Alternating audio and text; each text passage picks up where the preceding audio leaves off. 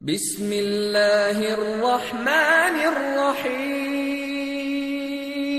ومن أحسن قولا ممن دعا إلى الله وعمل صالحا وقال إنني من المسلمين. السلام عليكم ورحمة الله وبركاته. بسم الله الرحمن الرحيم. إن الحمد لله نحمده ونستعينه ونستغفره ونعوذ بالله من شرور أنفسنا ومن سيئات أعمالنا. من يهده الله فلا مضل له ومن يضلل فلا هادي له وأشهد أن لا إله إلا الله وحده لا شريك له وأشهد أن محمدا عبده ورسوله صلى الله تعالى عليه وعلى آله وصحبه وسلم تسليما كثيرا. أما بعد, সম্মানিত দিনী ভাতৃমণ্ডলী, আল্লাহ রাব্বুল আলামিনের প্রশংসা এবং রাসূলুল্লাহ সাল্লাল্লাহু আলাইহি ওয়াসাল্লামের সালাতু সালামের পরে আজ 24শে জিলকাদা 1442 হিজরি মোতাবেক 4 জুলাই 2021 রবিবার আমাদের ধারাবাহিক আলোচনা নাজাত প্রাপ্ত দলের আকীদা পর্ব নম্বর 49। বিষয়বস্তু হচ্ছে কবর থেকে পুনরুত্থান বা কবর থেকে উঠানো, আল বাসু মিনাল কুবুর, পুনরুত্থান। মানুষের যে পুনরুত্থান হবে, এই পুনরুত্থানের দলিল কোরআন এবং সুন্নাহ। বিষয়বস্তু বলতে পারি সূক্ষ্মভাবে পুনরুত্থানের দলিল কোরআন সুন্নাহ থেকে বা কোরআন সুন্নাহর আলোকে পুনরুত্থান। বেশ অনেকগুলি আয়াত লেখক নিয়ে এসছেন। একটি আয়াত যথেষ্ট কোন একটি আকীদা বা ইবাদত বা কোন একটি হুকুম আহকাম শরীয়তের প্রমাণ করার জন্য একটি দলিল যথেষ্ট, হয় একটি আয়াত কোরআনে কারীমের, না হলে একটি হাদিস রাসূলুল্লাহ সাল্লাল্লাহু আলাইহি ওয়াসাল্লাম। অনেকগুলি আয়াত নিয়ে এসেছেন। ইনশাআল্লাহ তাআলা সংক্ষেপে সেই আয়াতগুলির তরজমা এবং তাফসীর ব্যাখ্যা পেশ করার চেষ্টা করব। আর একটি হাদিস নিয়ে এসেছেন মুসনাদ আহমদ থেকে, কিন্তু হাদিসটি যঈফ, সেই জন্য অনেকগুলি সহিহ হাদিস রয়েছে, সেগুলি আমাদের জন্য যথেষ্ট। একটি সহিহ হাদিসই যথেষ্ট ইনশাআল্লাহ। মানুষ ভুলের ঊর্ধ্বে নয় এবং মানুষ কেউ পূর্ণ নয়, এ কথা প্রমাণ হচ্ছে এটি যে হাদিস বড় বড় মুহাদ্দিসরাও বা বড় বড় আলেমরাও কখনো কখনো যঈফ হাদিস নিয়ে এসে থাকেন। কারণ আল্লাহ রাব্বুল আলামিন সবাইকে কামাল বা কাউকে আল্লাহ ছাড়া, আল কামাল লিল্লাহি সুবহানাহু ওয়া তাআলা ওয়াহদা, একমাত্র কামাল হচ্ছে আল্লাহ রাব্বুল আলামিনের জন্য, কেউ পূর্ণ নয় সব দিক থেকে। তো বলছেন লেখক, মা দালিলুল বাসি মিনাল কুবুর, কবর থেকে যে মানুষকে উঠানো হবে বা কবর থেকে মানুষের যে পুনরুত্থান হবে, এর দলিল কি? কোরআন সুন্নাহ থেকে। দলিল হচ্ছে কোরআন এবং সুন্নাহ। সুন্নাহর ক্ষেত্রে সহিহ সুন্নাহ লাগাইতে হবে, শুধু হাদিসে আছে বলে দিলে হবে না। বলছেন যে কওলুল্লাহ তাআলা, মহান আল্লাহর বাণী, প্রথম দলিল,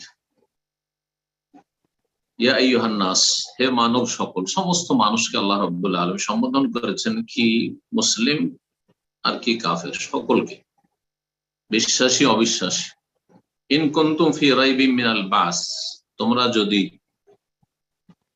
পুনরুত্থান সম্পর্কে সন্দিহান হও বা সন্দেহে নিমজ্জিত থাকো, সংশয় থাকে তোমাদের, ফি রাইবিন মিনাল বাস, তো জেনে রাখো তোমাদের সংশয় নিরসনের জন্য যে ফাইন্না খালাকনাকুম মিন তুরাব, আসলে তোমাদেরকে আমি সৃষ্টি করেছি ধুলো মাটি থেকে।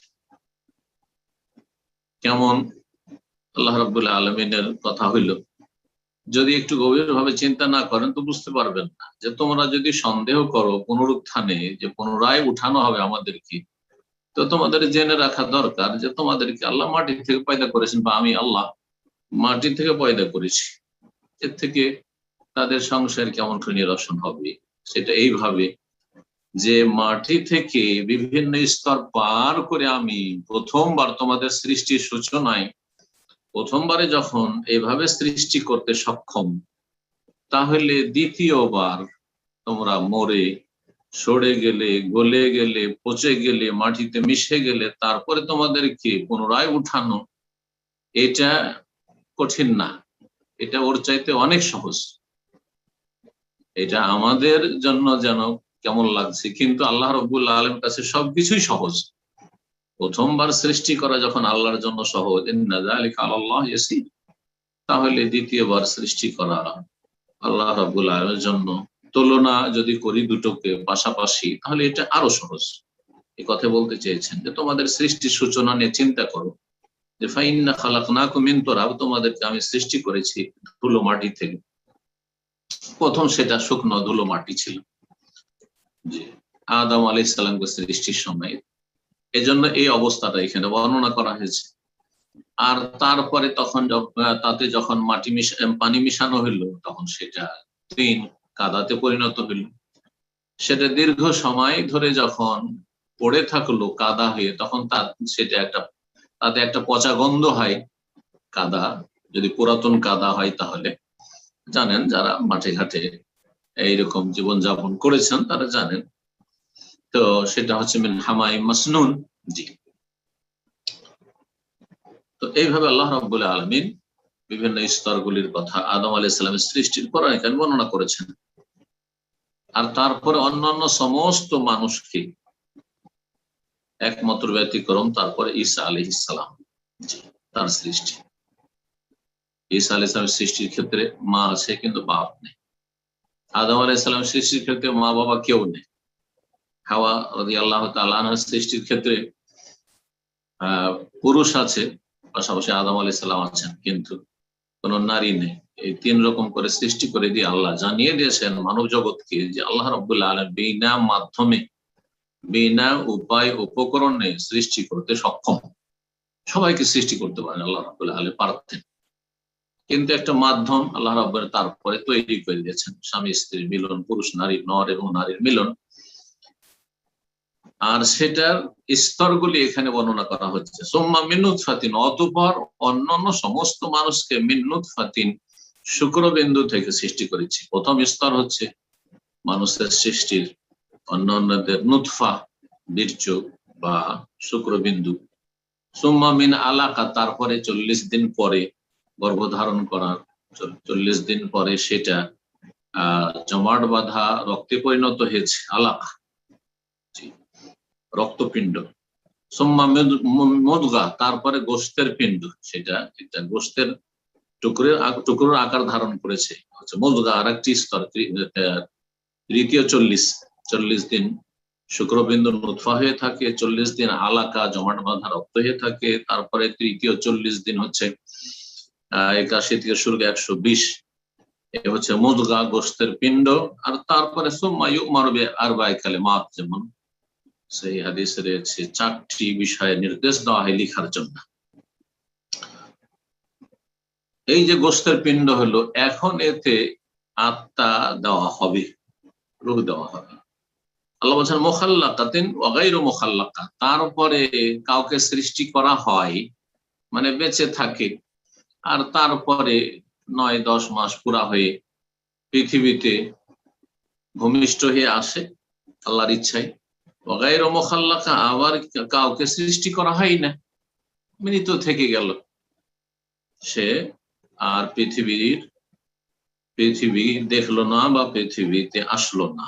এটা আল্লাহ করেন লিনুবাইয়্যিনা লাকুম, এই বিষয়গুলি যাতে করে আমি তোমাদের জন্য বিশদভাবে বর্ণনা করি। আল্লাহ বর্ণনা করতে চেয়েছেন মানব জাতির জন্য, যে তোমরা নিজেকে নিয়ে চিন্তা করে দেখো, যদি এই হয় আমাদের সকলের অবস্থা, আমাদের আসল হচ্ছে প্রথম মাটি, আর তারপরে প্রতিটি মানুষের, নর হোক আর নারী হোক, আর যতই বড় শক্তিধর হোক, সবার সৃষ্টি সেই ঘৃণিত পানি থেকে, মাইন, যেটা সবাইকে নোংরা লাগে। তাহলে তারপরে অহংকার কিসের? আর আল্লাহ রাব্বুল আলামিন যদি এই সমস্ত স্তরগুলি অতিক্রম করিয়ে আমাদেরকে এইরকম আকার আকৃতি দিয়ে সুঠাম করে পৃথিবীতে আল্লাহ রাব্বুল আলামিন নির্দিষ্ট একটা সময় দিয়ে অনেক ক্ষমতা দিয়েছেন মানুষকে, আল্লাহ রাব্বুল আলামিন অনেক বিদ্যা বুদ্ধি দিয়েছেন, অনেক কিছু করতে পেরেছে মানুষ। এসব যদি আল্লাহ করতে পারেন প্রথমবারে, তাহলে দ্বিতীয়বার পুনরায় উঠানো মাটি থেকে এটা কোনো মুশকিল কাজ নাই। নকিরু ফিল আরহামে মা নাশাউ, আর আমি যতটা চাই আর যেভাবে চাই মাতৃগর্ভে আমি স্থান দিয়ে থাকি। এলা আজারিন মুসাম্মা, নির্দিষ্ট সময় পর্যন্ত মাতৃগর্ভে থাকে।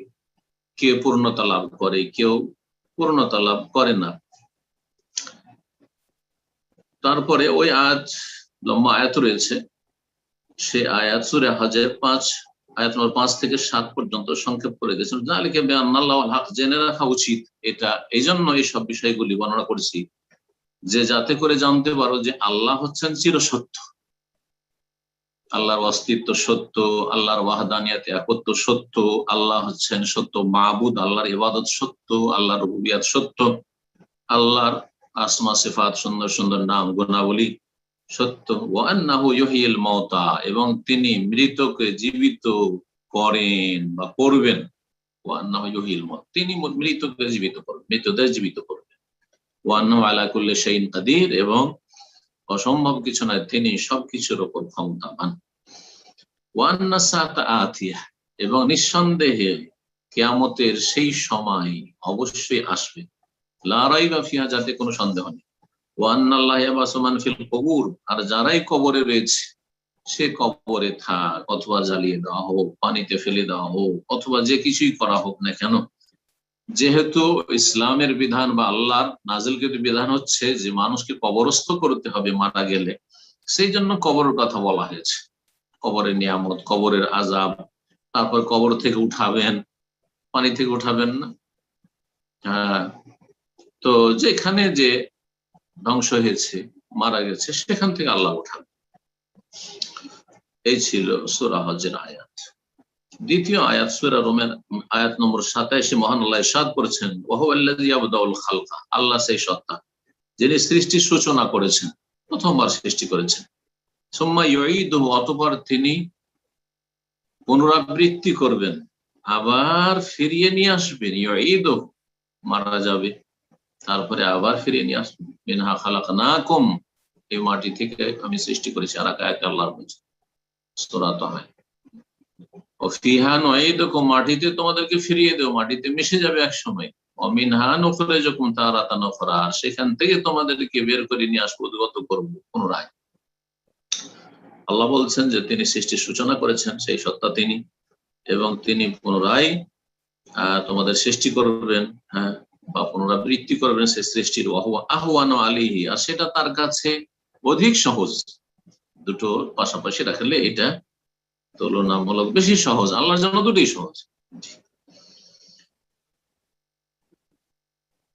আল্লাহ রাব্বুল আলামিন তারপরে সূরা আম্বিয়া আয়াত নম্বর 104 বলছেন, কামা বাদানা আউওয়ালা খালকিন নুঈদুহু, যেমন আমি প্রথম সৃষ্টির সূচনা করেছিলাম বা করেছি, নুঈদুহু, পুনরায় আমি সৃষ্টি করব, পুনরায় আবার সৃষ্টি করব বা পুনরায় আমি উঠাবো। এইভাবে আল্লাহ রাব্বুল সূরা মারইয়াম আয়াত নম্বর 66-67 তে বলছেন, ওয়া ইয়াকুলুল ইনসানু, কাফের মানুষ বলে, এখানে ইনসান বলতে কাফের মানুষের কথা বলা হয়েছে, কারণ মুমিন মানুষ এরকম বলে না। আইযা মামিতু, আচ্ছা বলো তো, যখন আমি মরে যাব, লাসাউফা উখরাজু হাইয়া, তাহলে কি আমি অচিরেই আমাকে বের করে নিয়ে আসা হবে, মানে আমাকে পুনর্জীবিত করা হবে? এইরকম প্রশ্ন করে থাকে আর সন্দেহ পোষণ করে থাকে কাফের মানুষ, যে অবিশ্বাসী, সে কাফের, নাস্তিক কাফের, অথবা মুশরিক কাফের, যে পরকাল বা পুনরুত্থানে বিশ্বাসী নয়। যেমন হিন্দুরা পুনরাগমনে বিশ্বাসী, কিন্তু পুনরুত্থানে বিশ্বাসী নয়। মানুষ মারা যাবে, তারপর উঠানো হবে, তাদের বিচার হবে, হিসাব হবে, এই ধারণা তাদের নেই, কারণ তারা আম্বিয়া এবং রাসূলগণের যে হেদায়েত, সেই হেদায়েতের অনুসরণ করেনি, সেই হেদায়েত সম্পর্কে জ্ঞান লাভ করেনি। আর যদি পুনরুত্থান হয়, যেটা হচ্ছে চিরসত্য কথা, এবং সেটাই সমস্ত আম্বিয়া রাসূলগণের দাওয়াত, আকীদার দাওয়াত, যে পরকাল রয়েছে, সেখানে পুনরায় উঠানো হবে, আল বাস ওয়ান নুশুর হবে, হাসর হবে, সমস্ত নবী রাসূলগণ শিখিয়েছেন। তাতে সুস্পষ্ট হবে আল্লাহর সুবিচার, যে সেখানে ভালো মানুষের ভালো বদলা দেওয়া হবে, আর মন্দের উচিত শাস্তি, পানিশমেন্ট করা হবে। পক্ষান্তরে যদি এই পুনরাগমন হতে থাকে হিন্দুদের এই যে ভ্রান্ত বিশ্বাসকে যদি কেউ মেনে নেয়, তাহলে কেউ বুঝতে পারছে না যে কার কি শাস্তি হলো। তার মানে তাদের যে মন গড়া ধারণা সেটাতে বলছে যে একজন ব্রাহ্মণ পরিবারের সে যদি পাপ করে মারা যায় সে ডোম, চামার, মেথর, শূদ্র হয়ে উঠবে, অথবা সে পশু পাখি, কুকুর, শৃগাল হয়ে উঠবে। তা তো বুঝতেই পারছে না কোন মানুষ। এই যে হতেই আছে বলছে তাদের পুনরাগমন, এতে কি কেউ বুঝতে পারছে যে আমি একবার প্রথমবার ব্রাহ্মণ ছিলাম, তারপরে ডোম মেথর হয়ে পয়দা হয়েছি, তারপর আমি এখন কুকুর হয়ে শুকুর হয়ে পয়দা হয়েছি, কিন্তু বুঝতে পারছে না। তা তো শাস্তি অনুধাবন করলো না, যে আমাকে যে পানিশমেন্ট করা হলে শাস্তি অনুভব করলো না, তাহলে মানুষের সংশোধন বা আল্লাহর সুবিচার কি করে স্পষ্ট হবে? তো এই ভ্রান্ত আকীদা দিয়ে মানব জীবনের কখনো সংশোধন হবে না, কারণ কেউ বুঝে না যে সে কি ছিল আর এখন কি হয়েছে, কিছুই জানে না সে। কিন্তু যখন একজন মানুষ বিশ্বাস করবে যে দুনিয়ার পরে আখেরাত রয়েছে, আর আখেরাতে সেখানে সবার বিচার হবে, আসামের কাঠগড়ায় হাজির হইতে হবে, সবার হিসাব নিকাশ হবে, আল্লাহর সামনে সবাইকে হাজির হইতে হবে, জবাবদিহিতে হবে, এবং সেখানে জান্নাত না হয় জাহান্নাম রয়েছে, আর সেই জান্নাত জাহান্নাম, জান্নাতের নিয়ামত ভোগ করবে, সেটা অনুভব করবে যে এই নিয়ামত প্রাপ্ত হয়েছি। তিলকাল জান্নাতুল্লাতী উরিসতুমুহা বিমা কুনতুম তা'মালুন, এই জান্নাতের তোমরা ওয়ারিস হতে পেরেছো তোমাদের নেক আমলের বদৌলতে, আল্লাহর রহমতে। কিন্তু নেক আমল হচ্ছে মাধ্যম, ঈমান আমল। আর জাহান্নাম, জাহান্নাম তাদের জাযা বিমা কাসাব, কৃতকর্মের কারণে। তো এতে আল্লাহ রাব্বুল আলামিন সুবিচার সুস্পষ্ট হবে। আর অপরাধী দুনিয়াতে খুব অন্যায় ভোগ বিলাস করেছে, জুলুম অত্যাচার করেছে, বেঈমানি আত্মসাৎ করেছে, খুন করেছে, এর শাস্তি যখন জাহান্নামে পাবে ভালো করে বুঝতে পারবে যে দুনিয়ার সামান্য মজার জন্য আজকে কত কঠিন শাস্তির সম্মুখীন হয়েছি, যে আযাব ভোগ করতে থাকবে। তো এই হচ্ছে দ্বীন ইসলামের যে আকীদা, সে আকীদার সৌন্দর্য। এই আকীদা মানব জীবনকে সোজা করে দিতে পারে। এই আকীদা যদি সত্যি বিশ্বাস করে যে আল্লাহ দেখছেন, আল্লাহ শুনছেন, আল্লাহ জানছেন, আল্লাহ সব কিছু রেকর্ড করাচ্ছেন, আল্লাহ ফেরেশতারা রয়েছে, তারপরে আবার এগুলির হিসাব হবে, তারপরে সামনে জান্নাত না হয় জাহান্নাম, জান্নাত থেকে বঞ্চিত হলে আর কোনো জায়গা নেই জাহান্নাম ছাড়া, মানুষ এমনিতে সোজা হয়ে যাবে। কিন্তু আসলে অনেক মুসলিম যে সোজা হচ্ছে না, এর মূল কারণ হচ্ছে যে আখিরাতের বিশ্বাসটি তাদের হয় নেই, আর না হইলে আবছা আবছা বিশ্বাস, নামে মাত্র বিশ্বাস, আসলে বিশ্বাস নেই। জি, সত্যিকার যদি বিশ্বাস থাকে তাহলে যে কোনো ভালো কাজ করার চেষ্টা করবে সেই স্থায়ী জগৎকে সুন্দর করার জন্য, আর যে কোনো মন্দ কথা কাজ থেকে বেঁচে থাকবে। জি, এই হচ্ছে আখিরাতের প্রতি ঈমানের যে বহুমুখী উপকারিতা রয়েছে, ফলাফল রয়েছে, তার একটি গুরুত্বপূর্ণ দিক।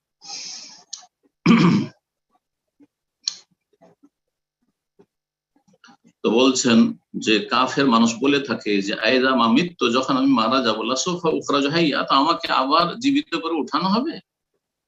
অবাক হয়ে থাকে কাফের, এইটা আবার কোন কথা হবে? আল্লাহ বলছেন আওয়ালা ইয়াযকুরুল ইনসান, আচ্ছা মানুষ কি এই কথা স্মরণ রাখে না? মানে ওই কাফের গুলো যারা অবিশ্বাসী, তারা কি এই কথা স্মরণ করে না? আন্না খালাকনাহু মিন ক্বাবলু, ইতিপূর্বে তো তাকে আমি সৃষ্টি করেছি, ইতিপূর্বে তাকে সৃষ্টি, ওয়ালাম ইয়াকু শাইআ, তখন তো কিছুই ছিল না, সে তাকে একবার না থেকে, জিরো থেকে তাকে নিয়ে এসেছে। হাল আতা আলাল ইনসানি হিনুম মিনাদ দাহর লাম ইয়াকুন শাইআন মাযকুরা, কোনো কিছুই ছিল না, তোমাকে না থেকে। হ্যাঁ, আর এখানে তো তুমি একটা কিছু ছিলে, অমুক ব্যক্তি, আর তারপরে মরেছো, সরেছো, পচেছো, তোমার একসময় অস্তিত্ব ছিল, সেখান থেকে তোমাকে পুনরায় সৃষ্টি করা হচ্ছে, পুনরুত্থান হচ্ছে। সূরা মারিয়াম আয়াত নম্বর 66-67 বললাম। তারপর আল্লাহ রাব্বুল ইরশাদ করেছেন সূরা ইয়াসিনের আয়াত নম্বর 77 থেকে 79-তে, আওয়ালাম ইয়ারাল ইনসান, মানুষ কি দেখে না, আন্না খালাকনাহু মিন নুতফা, যে তাকে আমি সৃষ্টি করেছি শুক্রবিন্দু থেকে, ফাইযা হুয়া খাসিমুম মুবিন, তারপরে বড় হয়ে, শক্তিশালী হয়ে সে সুস্পষ্ট ঝগড়াটে হয়ে যায়, তর্ক বিতর্ক করা শুরু করে। আরে নাই পরকাল, পরকাল এগুলো মৌলবাদীদের কথা, আরে এগুলো এই মুসলিমরা বলে থাকে, হ্যাঁ এইগুলো এক শ্রেণীর আলেম সমাজের কথা। লা হাওলা ওয়ালা কুওয়াতা। খাসিমুম মুবিন, এরা বাক বিতণ্ড করে থাকে, প্রকাশ্যে দারাবালানা মাসালান, আর আমাদের সামনে দৃষ্টান্ত পেশ করে থাকে, যুক্তি পেশ করে থাকে। ওয়ানাসিয়া খালকা, নিজের সৃষ্টিকে সে ভুলে গেছে যে প্রত্যেকে সৃষ্টি করা হয়েছে তাকে। কালা, এজন্য এই কথা বলে মাইয়ুহিল ইযাম ওয়া হিয়া রামীম, হাড্ডি গুলি সরে পচে যাওয়ার পরে সেগুলি কে জীবিত করবে? অবাক হয়। কুল, হে নবী জানিয়ে দাও, তাদেরকে বলে দাও, ইউহীহাল্লাযী আনশাহা আউয়ালা মাররা, সেই সত্তা পুনরায় সৃষ্টি করবেন যিনি প্রথমবার সৃষ্টি করেছেন, যিনি প্রথমবার সৃষ্টি করেছেন। এইভাবে সূরা আহকাফের আয়াত নম্বর 33 মহান আল্লাহ ইরশাদ করেছেন, আওয়ালাম ইয়ারাউ, তারা কি দেখে না, আন্নাল্লাহাল্লাযী খালাকাস সামাওয়াতি ওয়াল আরদা, নিশ্চয়ই সেই আল্লাহ যিনি আকাশসমূহ এবং পৃথিবীকে সৃষ্টি করেছেন, ওয়ালাম ইয়া'য়া বিখালকিহিন্না, আকাশসমূহ আর জমিন, সাত জমিন সৃষ্টি করতে তিনি ক্লান্ত হননি। বেকাদের, তিনি সক্ষম, যিনি সাত আসমান সাত জমিন সৃষ্টি করতে কোন রকমের ক্লান্ত হননি, তাকে কষ্ট হয়নি, পেরেশানি হয়নি। বেকাদেরিন, তিনি পূর্ণ সক্ষম, আলা আইয়ুহিল মাউতা, মৃতদের জীবিত করার প্রতি, মৃতদের জীবিত করার ক্ষেত্রে। বালা, অবশ্যই, ইন্নাহু আলা কুল্লি শাইইন কাদির, জেনে রেখো যে তিনি সবকিছুর উপর ক্ষমতাবান। এইভাবে আল্লাহ রাব্বুল সূরা ফুসসিলাত, যার অপর নাম হামিম সাজদা, তার 39 নম্বর আয়াতে বলছেন, অমিন আয়াতিহি, আল্লাহ রাব্বুল আলামিনের নিদর্শনাবলীর অন্তর্ভুক্ত হচ্ছে, আল্লাহর নিদর্শন মানে আল্লাহকে চেনার উপায়, আল্লাহকে চেনার উপায় এবং হক সত্যকে জানার উপায়। এ হচ্ছে সৃষ্টিগত আয়াত আর বিধানগত আয়াত। আয়াতে শারঈয়া, কোরআনে কারীমের আয়াত অথবা রাসূলুল্লাহ সাল্লাল্লাহু আলাইহি ওয়াসাল্লামের হাদিসের ওয়াহির বিধান, এগুলো হচ্ছে আয়াতে শারঈয়া। আর সৃষ্টিগত নিদর্শনাবলী বা আয়াত হচ্ছে যা দিয়ে যেসব আল্লাহর সৃষ্টি পৃথিবীতে রয়েছে সেগুলির কোনো কিছু দেখে আল্লাহ সম্পর্কে, আল্লাহর দ্বীন সম্পর্কে এবং পরকাল সম্পর্কে উপলব্ধি করা যায়। বলছেন অমিন আয়াতি, আল্লাহ রাব্বুল আলামিনের নিদর্শনাবলীর অন্তর্ভুক্ত হচ্ছে এই বিষয়টি, আন্নাকা তারাল আরদা খাশিয়া, তুমি দেখবে জমিনকে, এখানে জমিন ভূমি, ভূমিকে দেখবে যখন দীর্ঘ সময় ধরে বৃষ্টি হয় না, তখন কি হয়? খাশিয়া, খাশিয়া, শুকনো, শুকিয়ে গেছে একবার জমি। ফায়দা আনজালনা আলাইহাল মা, অতঃপর যখন তার উপর আমি বৃষ্টি বর্ষণ করি, পানি বর্ষণ করি, ইহতাজ্জাত, তখন নড়ে চড়ে উঠে, রাবাত, এবং ফুলে উঠে। আর তারপরে তাতে উর্বর শক্তি আসে, যে উর্বর শক্তি দুর্বল হয়ে গেছে বা কোনো কিছু তাতে উদ্গত হবে, এইরকম যোগ্যতা হারিয়ে ফেলেছে। ইহতাজ্জাত ওয়া রাবাত, যখন জমিনের এই অবস্থাটা তোমরা প্রত্যক্ষ করছো হে কৃষকরা অথবা যারাই আল্লাহর জমিন দেখছেন, ইন্নাল্লাযী আহইয়াহা, নিশ্চয়ই যেই সত্তা আল্লাহ রাব্বুল আলামিন এই মৃত ভূমিকে, যেই জমি মরে গেছে অনাবৃষ্টির কারণে, অনাবাদ হয়ে গেছে, সেই জমিকে আল্লাহ জীবন দান করেছেন এবং উর্বর শক্তি দিয়ে থাকেন। লামুহিল মাউতা, তিনি অবশ্যই মৃতদেরকে জীবিত করবেন। মরা জমিকে, অনুর্বর জমিকে যদি আল্লাহ রাব্বুল আলামিন এইভাবে জীবিত করেন, তাহলে ঠিক ওই রকমই, এটা হচ্ছে একটা উপমা বোঝার জন্য যে মৃত ব্যক্তি বা মৃত, সবাই মৃত এক সময়, যারা মারা গেছে এবং মারা যাবে, সবাই মারা যাবে, তাদেরকে আল্লাহ রাব্বুল আলামিন অবশ্যই জীবিত করবেন তাদের মরণের পরে, তাদের সড়ে গলে নিশ্চিহ্ন হওয়ার পরে। ইন্নাহু আলা কুল্লি শাইইন কাদির, নিশ্চয় তিনি সবকিছুর উপর ক্ষমতাবান। এছাড়াও কোরআনে কারীমে বহু আয়াত রয়েছে, এমনকি বাস, পুনরুত্থান শব্দ দিয়েও, ইন কুনতুম ফি রাইবিন মিনাল বাস, এই বাস শব্দটি এখানে আয়াতে এসেছে সূরা হজে। আর এসেছে জামাল্লাযীনা কাফারু আল্লা ইউবাসু, কাফেরদের এই ভ্রান্ত ধারণা যে তারা পুনরুত্থিত হবেন, আল্লা ইউবাসু। কুল, হে নবী বলে দাও, বালা, অবশ্যই অবশ্যই, রব্বি, আমার রবের কসম করে বলছি, লাতুবাসুন্না, অবশ্যই অবশ্যই পুনরুত্থিত হবে, অবশ্যই তোমাদের পুনরুত্থান করা হবে। সুম্মা লাতুনাব্বাউন্না বিমা আমিলতুম, যা কিছু পৃথিবীতে করে এসো সে সম্পর্কে অবশ্যই তোমাদেরকে জানিয়ে দেওয়া হবে, বুঝতে পারবে, সবকিছু জ্ঞাত করানো হবে। যালিকা আলাল্লাহি ইয়াসীর, সমস্ত কিছু আল্লাহ রাব্বুল আলামিনের জন্য সহজ। হাদিসে যেমনটা বললাম যে অনেক দলিল রয়েছে, জি, বাস সম্পর্কে, হাসর সম্পর্কে রাসূলুল্লাহ সাল্লাল্লাহু আলাইহি সাল্লাম বলেছেন যে আনা আউয়ালু মান তানশাকু আনহুল আরদ, আমি প্রথম ব্যক্তি যার কবরের জমিন ফেটে উঠবে। উঠে দেখবো যে মূসা আলাইহিস সালাম উঠে গেছেন আর আরশের পায়া ধরে আছে, এরকম হাদিস রয়েছে। তারপরে হাদিস রয়েছে ইউহশারুন নাসু ইয়াউমাল কিয়ামা, এইভাবে বিভিন্ন হাদিসগুলি রয়েছে, মানুষকে কিয়ামতের দিনে সমবেত করা হয়, একত্রিত করা হবে। তারপর হাদিসে রয়েছে সুম্মা ইউবআসুনা আলা নিয়াতিহিম, যখন আল্লাহর আযাব পৃথিবীতে আসে তখন সলে তলে, ভালো মন্দ, সৎ অসৎ সবাইকে ধ্বংস করে দেওয়া হয়, একাকার করে দেওয়া হয়। বেছে বেছে শুধু যারা নাফরমান অবাধ্য পাপিষ্ঠ তাদেরকে ধ্বংস করা হয় না। যেমন এই করোনার মহামারীতে সৎ লোক আক্রান্ত হচ্ছে অসৎ লোকদের সাথে, যদিও আল্লাহর আযাব আসার কারণ হচ্ছে অসৎ লোকেরা পৃথিবীতে, আল্লাহর জমিনে, কিন্তু এতে আক্রান্ত ভালো মন্দ সবাই হচ্ছে আর মারা যাচ্ছে। যেমন মন্দ লোকেরা মারা যাচ্ছে তেমন ভালো লোকেরাও মারা যাচ্ছে। সুম্মা ইউবআসুনা আলা নিয়াতিহিম, তারপরে মানুষ নিয়ত অনুযায়ী তাদের পুনরুত্থান হবে। এখানে পুনরুত্থানের কথা বলা হয়েছে, এরকম বহু হাদিস রয়েছে। সময়ের স্বল্পতার জন্য এতটা ইনশাআল্লাহ তাআলা যথেষ্ট। আল্লাহ রাব্বুল আলামিন যেন আমাদেরকে কোরআন সুন্নাহর আলোকে তাওহীদ, আকীদা, আহলে সুন্নাত ওয়াল জামাতের শিখার এবং সেই অনুযায়ী জীবন যাপনের এবং সেটাকে সবসময় ধারণ করে রাখা তৌফিক দান করেন, বা ধারণ করে থাকার তৌফিক দান করেন। এবং আল্লাহ রাব্বুল আমাদেরকে সমস্ত রকমের গুমরাহি থেকে, বিভ্রান্তি থেকে, জানা অজানা সমস্ত ফিতনা থেকে আল্লাহ যেন আমাদেরকে বাঁচিয়ে রাখেন।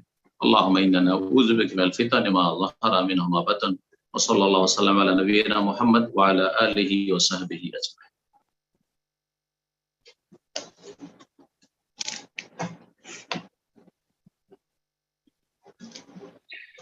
জাযাকাল্লাহু খাইরান। সম্মানিত দ্বীনী ভাই বোনেরা, ইনশাআল্লাহ এখনই আমাদের প্রশ্নোত্তর পর্ব শুরু হতে যাচ্ছে।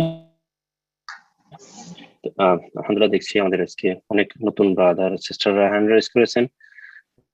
জাযাকাল্লাহু খাইরান। ওই সকল ব্রাদার এবং যারা আমাদের অন্যান্য ভাই বোনদেরকে সুযোগ করে দিয়েছেন আজকে প্রশ্ন করার জন্য, আমরা আশা করব এইভাবেই আমরা প্রত্যেক সপ্তাহে একটা করে প্রশ্ন করব এবং একটা সপ্তাহ করে গ্যাপ দেওয়ার চেষ্টা করবো ইনশাআল্লাহ। তো যাই হোক, যারা নতুন লাইনে আসেন তাদের উদ্দেশ্যে বলছি যে প্রশ্ন করার সময় আমরা একটা করে প্রশ্ন করব এবং যখন প্রশ্ন করব আমরা যে দেশ থেকে প্রশ্ন করছি আমরা উল্লেখ করার চেষ্টা করব পরিচিতি লাভের উদ্দেশ্যে ইনশাআল্লাহ। তো শুরুতেই প্রশ্ন করবেন সাইদ আহমেদ, আপনি প্রশ্ন করুন। আসসালামু আলাইকুম ওয়া রাহমাতুল্লাহি ওয়া বারাকাতুহু। আসসালামু ওয়া রাহমাতুল্লাহি ওয়া বারাকাতুহু। জি বল। আপনার এই পারুল জ্ঞান গম্ভীর্য আলোচনার জন্য আল্লাহ আপনাকে হায়াতে দান করুন। আমি সাইদ বলছিলাম ইউকে থেকে। আচ্ছা, মাশাআল্লাহ, জাযাকুমুল্লাহ। সাইদ, সোশ্যাল মিডিয়া আমাদের কিছু ভাইকে সরকারের কে সেকুলার বা তাদের ছোট ছোট কাজগুলোকে সামনে এনে সরকারকে কঠোর সমালোচনা ব্যস্ত। কিন্তু আমরা যখন বলি যে আমাদের আলিমগণই আলহামদুলিল্লাহ সরকারকে নসিহা ও হিকমতে প্রজ্ঞাপূর্ণভাবে সমালোচনার জন্য যথেষ্ট, এগুলো এমনকি সরকার সালাফি মানহাজের বা ইসলামের জন্য কোনো কিছু কল্যাণকর না, তখন উল্টো আমাদেরকে বিভিন্ন কিছু বলে থাকে। যা হোক, আমরা কিছু মনে করি না। তবে সাহেব, যতটুকু আমরা জানি যে সহিহ আকীদা প্রচার প্রসারের জন্য নিরাপত্তা প্রয়োজন। আমাদের দেশে সরকারি আমাদের নিরাপত্তাটা দিচ্ছে, বরঞ্চ খারেজি বিদাতি শিরকিরা যখন আমাদের মসজিদগুলো তালা দেয় বা ভাঙচুর করে ধমক দেয়, তখন সরকারের পক্ষ থেকে আইনানুগ বিচার করে বা নিরাপত্তা দেয়। তো আমাদের তালেবুল ইলমদের জন্য সরকারের সমালোচনা করা কতটুকু সালাফদের থেকে প্রমাণিত, যদি এই ব্যাপারে কিছু বলতেন। জাযাকুমুল্লাহ। আসসালামু আলাইকুম।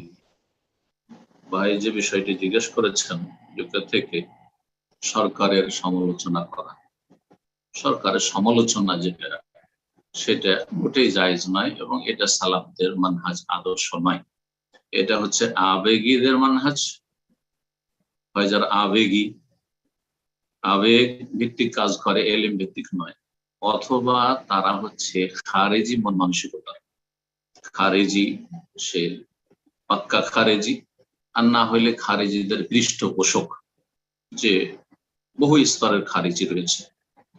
তো স্টেজে, মেম্বারে আর তারপরে জনগণের সামনে সরকারের দোষ ত্রুটি তুলে ধরবে, এই দিয়ে কোনো জাতির কল্যাণ হয়নি, আর সরকারেরও কোনোদিন সংশোধন হয়নি, বরং সরকার আরো উল্টো এর জন্য অ্যাকশন নিয়েছে এবং দমন করার চেষ্টা করেছে।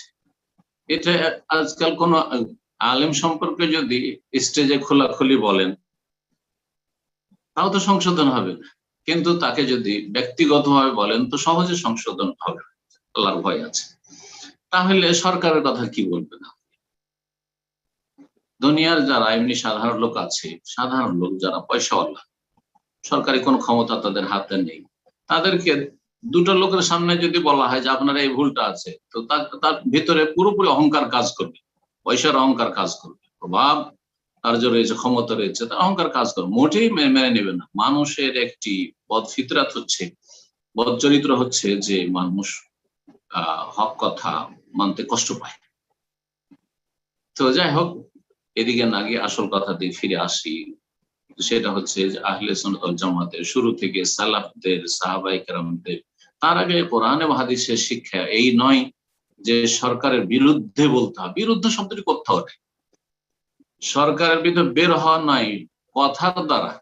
এই জন্য শেখ সালেহ ফওজান, শেখ উসাইমিন, শেখ বাজ, এসব উলামায়ে কেরামদের উক্তি মর্মে রয়েছে যে খরুজ মানে এই নয় যে অস্ত্র ধরে শুধু বের হও, খরুজ মানে এই নয় যে শুধু ঘোষণা করে যে সরকারকে মারবো, সরকারের বিরুদ্ধে তোমরা বেরিয়ে পড়ো, বরং খরুজ মানে হচ্ছে অন্তরে বিদ্বেষ রাখা, শত্রুতা রাখা, এবং এই শত্রুতার বহিঃপ্রকাশ কথার মাধ্যমে করা, সেটা দুজন চারজনের সামনে হোক।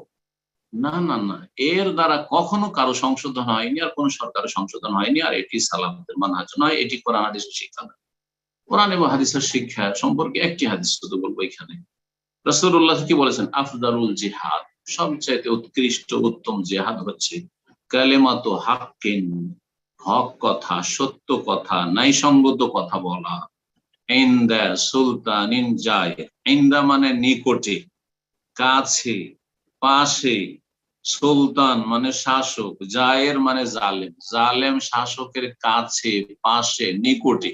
তাহলে যে নিকটে বসতে পারবে, পাশে যেতে পারবে, কাছে যেতে পারবে, সে তাকে দিবে। এটা হচ্ছে আফজালুল জিহাদ।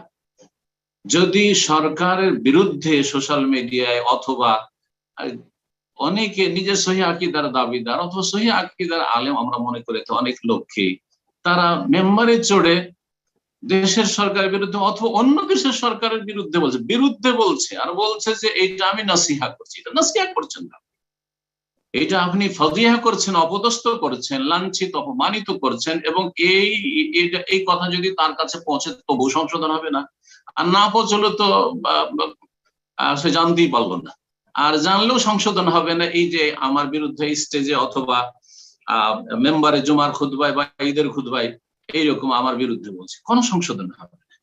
কিন্তু ইনদা পাশে গিয়ে যতই বড় জালিম হোক না কেন, যদি পাশে গিয়ে বলেন, যাদের সেখানে যাওয়ার ক্ষমতা আছে অথবা যাতায়াত আছে, সবাইকে বলতে হবে জরুরি নয় যে আমাকে বলতে হবে। আমাদের সে মানুষ মনে করে যে আপনি আলেম হয়েছেন অথবা আপনি সোশ্যাল মিডিয়াতে দু চারটা ডান্স দিচ্ছেন, কিছু শিখাচ্ছেন, তো আপনাকেও শেয়ার করতে হবে, আপনি কিছু বলছেন না কেন, নীরব রয়েছেন? না না, যদি গোটা দেশের একজন কোন শীর্ষস্থানীয় আলেম, দ্বীনের খাদেম, মুখলেস মানুষ সরকারের কাছে পাশে বসে যদি বলে ভালোভাবে যাতে সংশোধন হয়, যথেষ্ট, সবার পক্ষ থেকে বারিয়াতি জিম্মা, দায়িত্ব আদায় হয়ে গেল। এটা হচ্ছে সালাফের মানহাজ, এটা হচ্ছে সালাফের মানহাজ। এই কথাগুলি কে শুনবে, কে মানবে? যার কোরআন এবং হাদিসের সামনে আনুগত্যের অভ্যাস আছে। আর যে আবেগে সে মানতে চাইবে না, কারণ সে এলেমের ধার ধারে না, সালাফদের আদর্শের ধার ধারে না। আর যারা খারেজি আর খারেজি মোনা, তারাও এগুলোর ধার ধারবে না, কারণ তারা এইসব নিয়ে রাজনীতি করতে চায়, সুযোগ বলে রাজনীতি করতে চায়। সোশ্যাল মিডিয়ায় হইচই হইচই করে চলো আমাদের পক্ষে কিছু লোক আসুক, আর সরকার সম্পর্কে বিদ্বেষী হোক, আর সরকার বিরোধী মনোভাব দেশে তৈরি হোক, এর নাম ঐক্য। এই যে ঐক্য আমাদের ছিল, দাড়িওয়ালা টুপিওয়ালাদের মধ্যে ঐক্যে ফাটল ধরাতে দেব না। এই ঐক্য কোন ঐক্য? এদের উদ্দেশ্য হচ্ছে সরকার বিরোধী ঐক্য। আসলে সরকার বিরোধী ঐক্য এটা ইসলামে নেই মোটে। সরকারের পক্ষে থেকে ইসলামের কাজ করতে হবে, সরকারের সাথে থেকে নাসিহা করে ইসলামের কাজ করতে হবে। আল্লাহ যেন আমাদের সকলকে তৌফিক দান করে। জি, ইনশাআল্লাহ এই পর্যায়ে প্রশ্ন করবেন জামান, আপনি প্রশ্ন করুন।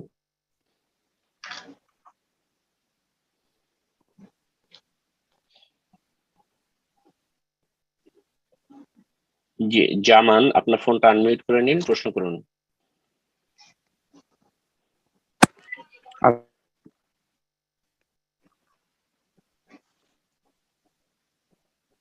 জি আপনার ফোনটা আনমিউট ছিল, আপনার ফোনটাকে আবারও মিউট করেছেন। জি আমি আপনাকে আবারও সুযোগ করে দিচ্ছি, আপনার ফোনটা আনমিউট করে নিন, প্রশ্ন করুন। জি আপনার ফোনটা আনমিউট হয়েছে, আপনি প্রশ্ন করুন। আসসালামু আলাইকুম। ওয়ালাইকুম আসসালাম ওয়া রাহমাতুল্লাহি ওয়া বারাকাতুহু। আমার প্রশ্ন হলো ওই যাকাত নিয়ে। কোথা থেকে বলছেন? ও আমি আমার নাম কামরুজ্জামান, আমি নিউ ইয়র্ক থেকে বলতেছি। আচ্ছা বলেন। ওই খালি জায়গা ওই ভবিষ্যতে বাড়িঘর বানানোর জন্য বা বাড়ি বানাবো হয়তো, অথবা বিক্রি করব, ঠিক নাই, তো এই জায়গার উপরে কি যাকাত আসবে? বাড়ি করবেন অথবা বিক্রি করবেন প্রয়োজনে, কিন্তু আপনি জমি জায়গার ব্যবসা করছেন না। যদি জমি জায়গা রিয়েল এস্টেটের ব্যবসা না করেন তাহলে তাতে যাকাত নেই। ব্যবসায়ী সামগ্রীতে শুধু যাকাত রয়েছে, স্বর্ণ চাঁদিতে যাকাত রয়েছে, আর যে টাকা রয়েছে, টাকা পয়সা কারেন্সি রয়েছে, তাতে যাকাত রয়েছে। কথা বলছেন? গবাদি পশুতে যাকাত রয়েছে, এগুলোতে যাকাত রয়েছে। কিন্তু আপনার যে স্থাবর সম্পদ, বাড়ি, একাধিক বাড়ি থাকতে পারে একজনের, বিভিন্ন দেশে, বাংলাদেশে একটা বাড়ি আছে, নিউ ইয়র্কে আপনার বাড়ি আছে, আরো কোথাও অন্য কোনো শহরে, নিউ ইয়র্ক ছাড়া হয়তো অন্য শহরে বাড়ি আছে, অসুবিধা নেই। কখনো এটাতে থাকছেন, কখনো ওইটাতে থাকছেন, এগুলোতে কোনোটাতে যাকাত লাগবে না। হ্যাঁ, সেগুলোতে যদি ভাড়া দিয়ে রাখেন, ভাড়া আসছে আর ভাড়াটা আপনার থাকছে আপনার কাছে, ভাড়ার টাকাটা বছর যখন পুরো হবে তখন তাতে যাকাত লাগবে, কিন্তু খেয়ে দিয়ে শেষ করে দিলে তাতেও যাকাত নেই। জাযাকাল্লাহ খাইরান। তো এ পর্যায়ে প্রশ্ন করবেন সাজিদ আনোয়ার, আপনি প্রশ্ন করুন। জি শেখ, আসসালামু আলাইকুম। শেখ বাংলাদেশ থেকে বলছি। জি বলেন। শেখ আমার প্রশ্ন হলো, রাসূল সাল্লাল্লাহু আলাইহি ওয়াসাল্লামের যুগে স্বর্ণ মুদ্রা, রৌপ্য মুদ্রার প্রচলন ছিল, তাহলে আমাদের বর্তমানে যে আমরা কাগজের টাকার নোটের ব্যবহার কি আমাদের হারাম হবে? আমাদের দেশের একজন ইসলামিক বক্তা ফতোয়া দিচ্ছে যে কাগজের টাকা হারাম, কারণ কাগজের টাকার কোনো ভ্যালু নাই, এটার কোনো মান নাই, এটা শুধুমাত্র একটা কাগজ। তারপর হচ্ছে বলতেছে যে আমাদের দাড়িতে সুন্নাহ আছে, টাকাতেও তো সুন্নাহ আছে, টাকাতে তো আমরা সুন্নাহ ফলো করতেছি না, মানতেছি না সুন্নাহ। তো শেখ আমার প্রশ্ন হলো যে কাগজের টাকা। বুঝছি আপনার কথা। গত সপ্তাহে প্রশ্ন করা হয়েছিল, উত্তর দিয়েছি, হয়তো গত সপ্তাহে আপনি ছিলেন না। কাগজের টাকার কোনো মূল্য নেই যেদিন সরকার বলবে যে আমাদের দেশে যে কাগজের টাকা আছে এর আর কোনো মূল্য থাকলো না। সরকারি ব্যাংক যখন বলবে যে এই কাগজের টাকা তোমরা নিয়ে যে চলাফেরা করছো সেটা ক্যান্সেল, আর কোনো মূল্য নেই, তখন তার মূল্য নেই। আচ্ছা, যারা বিদেশ থেকে ড্রাফট পাঠাচ্ছেন, এখন তো এখনো আপনি টাকা পাঠালে একটা পেপার দেয়, প্রুফ, আপনাকে পেপার দেয়। একসময় হয়তো ড্রাফট হইতো, চেক হইতো, এই চেকটার কোন মূল্য, সেটা তো কাগজ, কিন্তু তাতে 5 লাখ টাকা লেখা আছে। এখনো দেশে চেক দিচ্ছেন আপনি কাউকে, টাকার চেক 5 লাখ 10 লাখ টাকার চেক লিখে দিলেন। এই যে চেক লিখে দিলে, তুমি চেকটা ভাঙিয়ে না, ও যদি বলে যে না তোমার এই চেকের কি মূল্য, এটা তো একটা কাগজ, মানছেন না? মানছেন না? এগুলো মূর্খ লোকদের কথা, এটা কোনো ইসলামী বক্তারও কথা নয়, আলেমের কথা তো নয়। আর ইসলামী বক্তা, আজকাল তো আবার সোশ্যাল মিডিয়ার যুগে এমন একটা বড় ফিতনা হয়েছে যে সবাই বক্তা হতে চায়, কেউ শ্রোতা হতে চায় না। একটু বলতে পারলে কাজ হয়ে গেল ইসলাম সম্পর্কে, সবাই বলতে চায়। তো এই এক বড় ফিতনা, আল্লাহ হেফাজত করে এইসব ফিতনা থেকে। তো কথা হচ্ছে যে আর এর বেশি বলার কোনো প্রয়োজন নেই। আপনারা দ্বীন ইসলাম শিখবেন আলেমদের কাছ থেকে, যাদের কাছে কোরআন সুন্নাহর এলেম আছে। কেমন করে বুঝবেন? আপনার ওজন করার ক্ষমতা নেই যে কার কাছে কতটা এলেম আছে, কিন্তু আপনাকে অবশ্যই জানতে হবে যে তার ব্যাকগ্রাউন্ডটা কি, তিনি কোথা থেকে লেখাপড়া করেছেন, এবং তার লেখাপড়ার উৎসটা তাওহীদ সুন্নাহ ভিত্তিক না শিরক বিদআত ভিত্তিক, না স্কুল কলেজ ইউনিভার্সিটি থেকে পড়ে এসে বড় বড় ইসলামের লেকচার দেওয়া শুরু করেছে আর ফতোয়াবাজি করা শুরু করেছে। এই বিষয়গুলি তো বুঝতে পারেন ভালো করে, যেমন শরীরের চিকিৎসা করতে গিয়ে ডাক্তার আমরা ভালো করে বুঝতে পারি, যে কোন ডাক্তার কাছে কোন রোগের জন্য চিকিৎসা করাবো আমরা যথেষ্ট বুঝি, কিন্তু ইসলাম সম্পর্কে যেহেতু বেশি গরজ করেন না আপনারা, সেই জন্য বুঝতে পারছেন না। গরজ করলে বুঝতে পারবেন। আল্লাহ যেন বোঝার তৌফিক দান করেন। ইনশাআল্লাহ পর্যায়ে প্রশ্ন করবেন সাকিব আহসান, আপনি প্রশ্ন করুন। আসসালামু আলাইকুম ওয়া রাহমাতুল্লাহ। আসসালামু আলাইকুম ওয়া রাহমাতুল্লাহি ওয়া বারাকাতুহু। জি বলেন।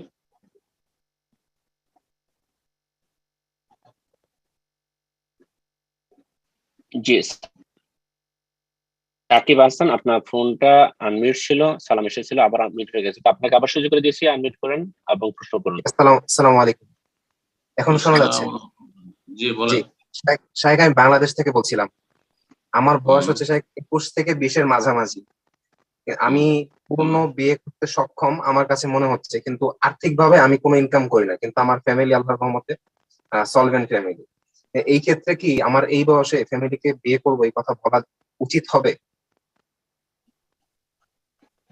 ছেলেদের সাবালক হলে বিয়ে দেওয়া বাবা মায়ের ওপর, বাবার ওপর ওইভাবে ফরজ নয়। যদি বাবা বলে যে আমার কাছে ওই রকমের আর্থিক যোগ্যতা নেই যে আমি তোমার বিয়ে দেবো, সুতরাং আমি তোমার বিয়েটা ফরজ মনে করছি না, তুমি ইনকাম করো আর তারপরে তুমি তোমার সংসার চালার যোগ্যতা লাভ করো, তারপরে বিয়ে করো, বা তুমি কিভাবে বিয়ে করবে কিভাবে সংসার চালাবে তোমার ব্যাপার। তো সে বাবা জালেম নয়। তবে বাবার উচিত হবে যদি আর্থিক সচ্ছলতা থাকে, যে নিজের সংসার চালিয়ে ছেলের বিয়ে দিতে পারবে, তাহলে ছেলের বিয়েতে সহযোগিতা করবে। আল্লাহ বিবাহকে সহজ করতে বলেছেন এবং বিবাহ যারা অবিবাহিত তাদের বিবাহ করিয়ে দেওয়ার ব্যবস্থা করতে বলেছেন। সূরা নূরে মহান আল্লাহ ইরশাদ করেছেন, ওয়ানকিহুল আইয়ামা মিনকুম ওয়াস-সালিহিনা মিন ইবাদিকুম ওয়া ইমাইকুম ইয়াকুনু ফুকারা ইউগনিহুমুল্লাহু মিন ফাদলিহি। বলছেন যে ওয়ানকিহুল আইয়ামা, তোমাদের মধ্যে যারা অবিবাহিত অবিবাহিতা তাদের তোমরা বিয়ে দিয়ে দাও। তাহলে বিয়ের ব্যবস্থা করেন। ছেলে হইলেও যদিও তার ইনকাম সোর্স না থাকে, বাবা সচ্ছল, বৌমাকে বুঝতে পারবে, তারপরে ছেলেকে বুঝতে পারবে, ছেলেকে খাওয়াতে পারবে, ছেলে লেখাপড়া করাতে পারবে, বিয়ের পরেও কোনো অসুবিধা হবে না, তাহলে বিয়ে দিয়ে দেন। কারণ আপনার ছেলের দ্বারা গুনাহ হবে, অথচ আপনি সচ্ছল গুনাহ থেকে বাঁচাবার ক্ষেত্রে সক্ষম, তাহলে অবশ্যই বাবা মায়ের গুনাহের আশঙ্কা রয়েছে এই ক্ষেত্রে। কিন্তু যদি বাবা মা অত সচ্ছল নয় আর আপনি বোঝা হয়ে যাবেন, আপনার ওয়াইফ বোঝা হয়ে যাবে, তাহলে 21-22 বছরে বিয়ে না করে লেখাপড়ার সময় সুযোগ রয়েছে। কারণ 25-30 হয়ে গেলে আর লেখাপড়া হবে না। বর্তমান যুগটা লেখাপড়ার যুগ, বর্তমান যুগটা হচ্ছে কম্পিটিশনের যুগ, সবকিছুতে কম্পিটিশন, এমনকি দিনে এলেম হাসিল করলো কম্পিটিশন।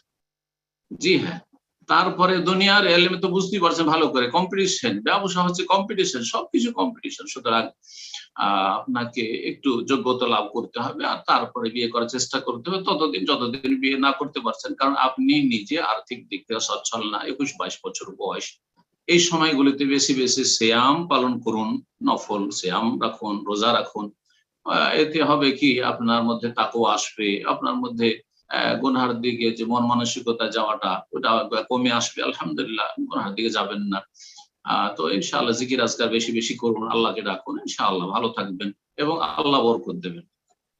আবার বলছি সে আয়াতের কথা, আল্লাহ বলছেন যে ওয়াস-সালিহিনা মিন ইবাদিকুম ওয়া ইমাইকুম, যারা অবিবাহিত অবিবাহিতা, ছেলে মেয়ে তো ফরজ, ছেলে হইলো সবচেয়ে হকদার, ভাই ছোট ভাইরা রয়েছে হকদার।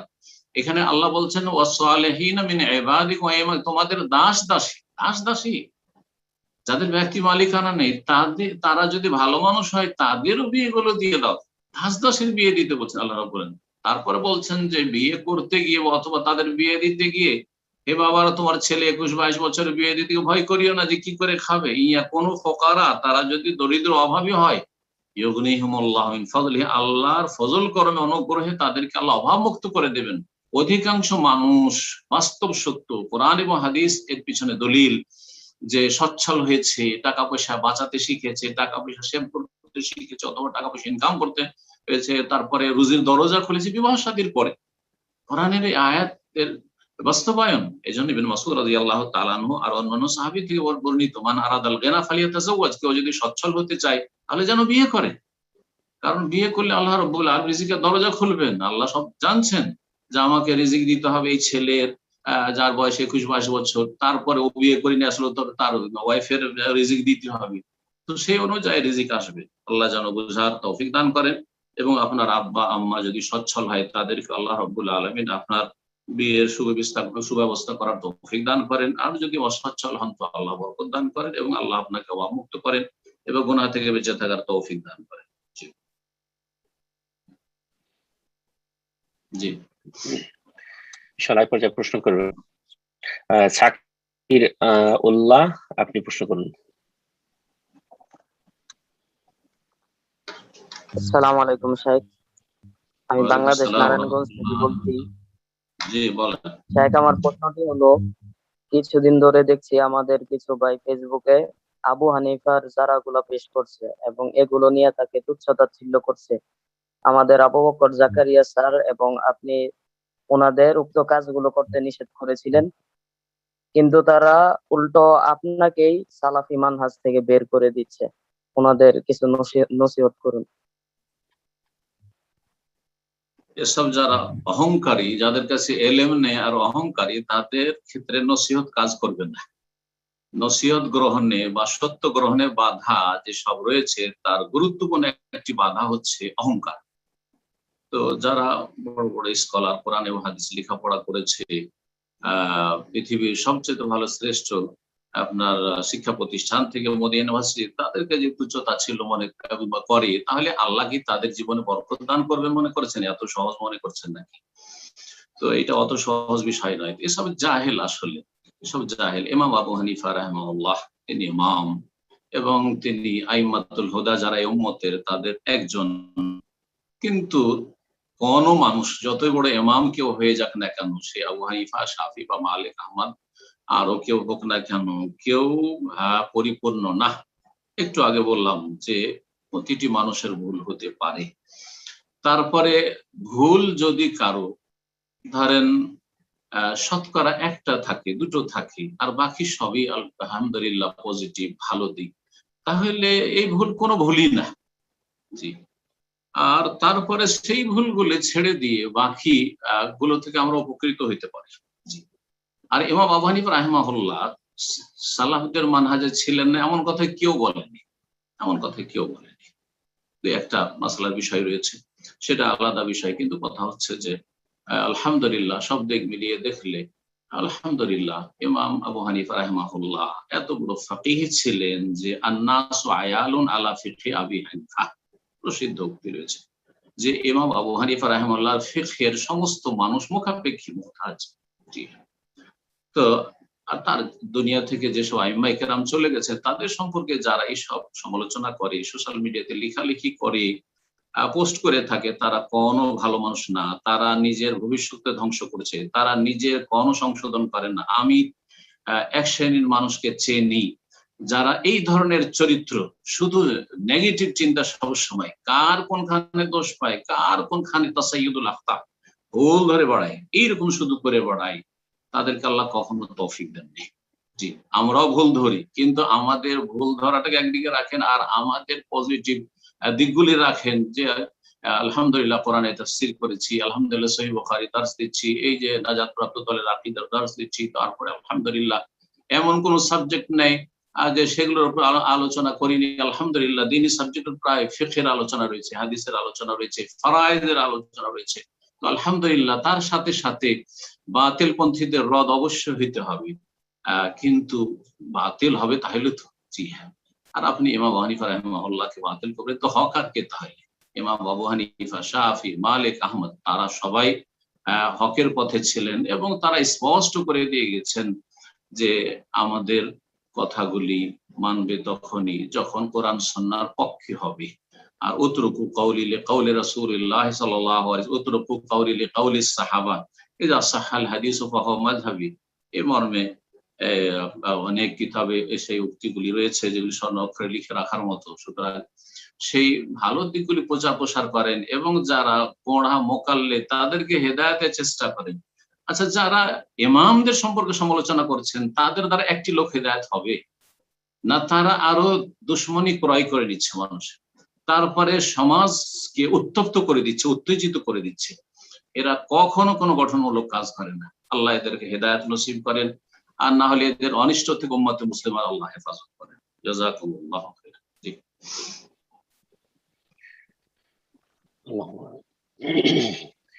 তো ইনশাআল্লাহ এই পর্যায়ে প্রশ্ন করবেন জহির, আপনি প্রশ্ন করুন। আসসালামু আলাইকুম শেখ, বাংলাদেশ থেকে বলছিলাম। আসসালামু আলাইকুম ওয়া রাহমাতুল্লাহি ওয়া বারাকাতুহু। জি বলেন। শেখ, কারো নাম যদি জালালউদ্দিন থাকে তাহলে তাকে কি জালালউদ্দিন বলে ডাকা যাবে? কেন ডাকা যাবে না? দিনের জালাল, অসুবিধা না। আল জালাল, জুল জালাল, জুল জালাল, জালাল ওয়ালা আল্লাহ। ওয়ায়াবকা রাব্বিকা ওয়ায়াবকা ওয়াজহু রাব্বিকা জুল জালাল। কিন্তু এমনি জালাল যদি কাউকে বলা হয় কোনো অসুবিধা নেই। জালাল উদ্দিন বলেন অথবা জালাল শুধু বলেন, এই নামে তো আমি কোনো আপত্তি দেখছি না, কোনো আপত্তি নেই। জি, এর চাইতে ভালো ভালো নাম আছে, কোনো সন্দেহ নেই, কিন্তু এই নাম এমন কোন রকম জি, ঠিক আছে, হয়ে গেছে। প্রশ্ন করবেন। আসসালামু আলাইকুম শেখ। আসসালামু ওয়া রাহমাতুল্লাহি ওয়া বারাকাতুহু। শেখ, আমি বাংলাদেশ থেকে বলছিলাম। আমার প্রশ্নটা হচ্ছে শেখ, হজ উমরা নিয়ে। আমাদের দেশে এক জনপ্রিয় খতিব তার মানে খুতবার মিম্বারে বলছে যে আমরা যে হজ উমরা করে থাকি প্রতি বছর, সৌদি সরকার যে ট্যাক্সটা আমাদের থেকে নেয়, রিয়েলটা নেয়, সেটা কেন নিবে?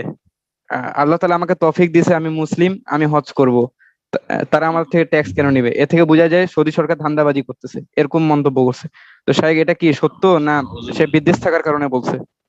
আউযু বিল্লাহি মিনাশ শাইতানির রাজিম। তার অন্তরে বিদ্বেষ রয়েছে। সবচাইতে ভালো মুসলিম শাসক সম্পর্কে বিদ্বেষ, শত্রুতা রয়েছে। ওয়ালা তাজাল ফি কুলুবিনা গিল্লাল লিল্লাযিনা আমানু, এই দোয়া শিখিয়েছেন আল্লাহ রাব্বুল আলামিন।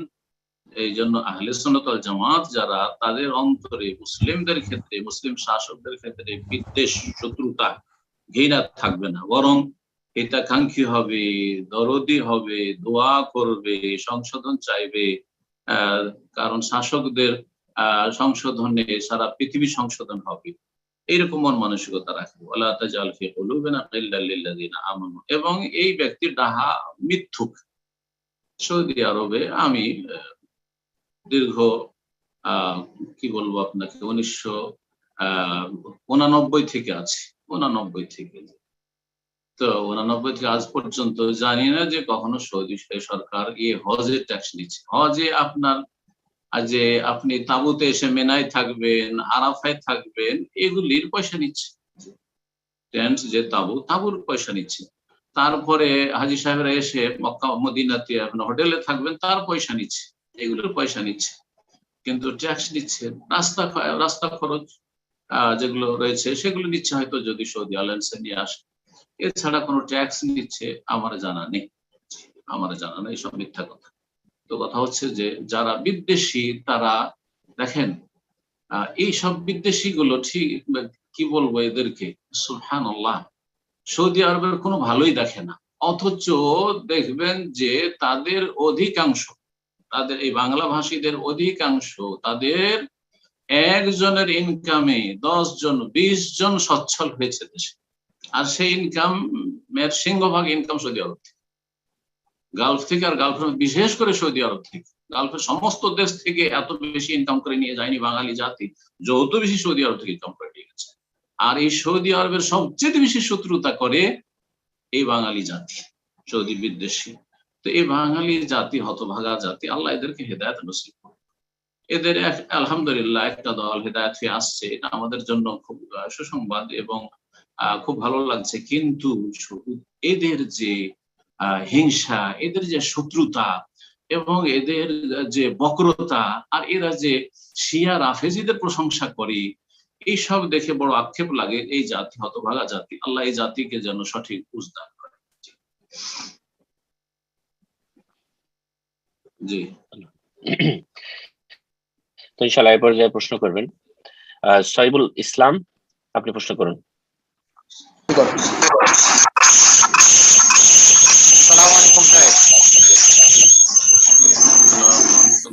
জি ব্রাদার, আপনার ব্যাকগ্রাউন্ড নয়েজ হচ্ছে। জি, প্রশ্ন করুন। জি বলেন। শোনা যাচ্ছে না।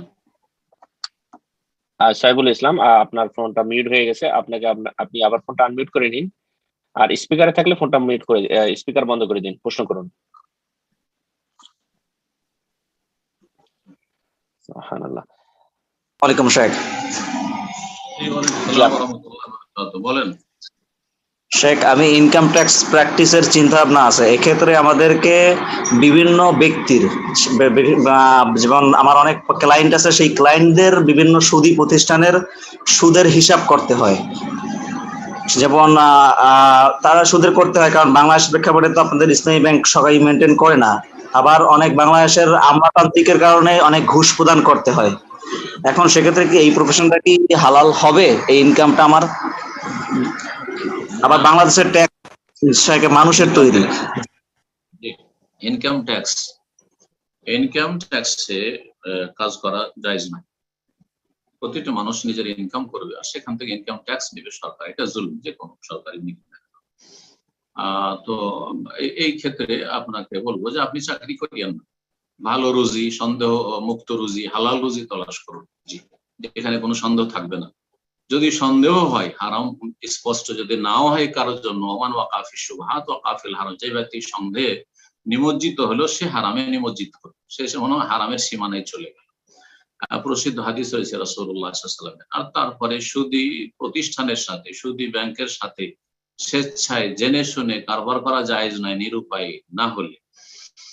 জি, বাকি বাংলাদেশ বা অন্য কোনো সরকারি হোক না কেন, প্রায় দেশের সরকার মানবরচিত বিধান দিয়ে দেশ পরিচালনা করছে, কি নিয়ত পরিচালনা করছে সেটা তাদের এবং তাদের রবের মাঝখানে রয়েছে।